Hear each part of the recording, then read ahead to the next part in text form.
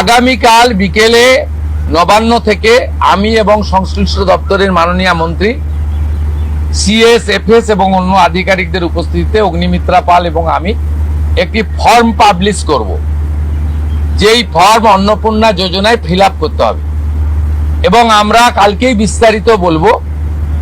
কারণ এনরোলমেন্ট যখন যত তাড়াতাড়ি করবেন তত বেনিফিট আমরা দিতে পারবো।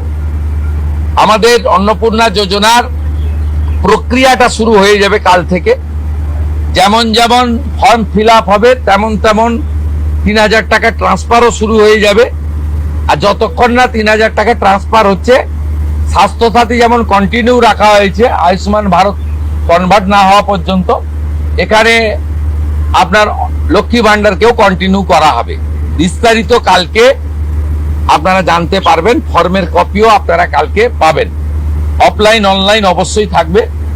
শুধু পাবলিকের উপরে ছেড়ে দেওয়া হবে না, বিধায়করা নিজ উদ্যোগে ফর্ম ফিল আপ করাবেন এবং সরকারও বিডিওদের নেতৃত্বে প্রত্যেক বাড়িতে বাড়িতে ফর্ম ফিল আপের জন্য সহযোগিতা করার জন্য লোক পাবেন। এবং মাথায় রাখতে হবে, ভারতীয়রাই কেবলমাত্র এই সুযোগ পাবেন, অভারতীয়রাই সুযোগ পাবেন না। ভারতবর্ষের সরকারের টাকা বাংলাদেশ থেকে আসা অবৈধ অনুপ্রবেশকারীদের দেওয়ার জন্য নয়, এটা খুব ক্রিস্টাল ক্লিয়ার।